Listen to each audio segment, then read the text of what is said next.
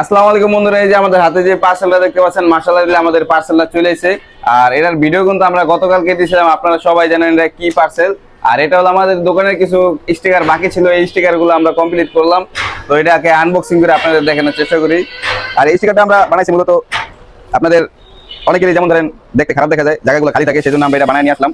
তো পার্সেলটা গতকালকে আসে, আমার ভিডিও দিতে একটু দেরি হয়ে গেল, তো আপনাদেরকে একটু দেখানোর চেষ্টা করি। আর এটা আমাদের দোকানের বিভিন্ন জায়গায় লাগানো থাকবে। দেখেন, প্রথমে মূলত চলে এসে মেনু কার্ডের, ঠিক আছে, এটা হলো মেনু কার্ডের।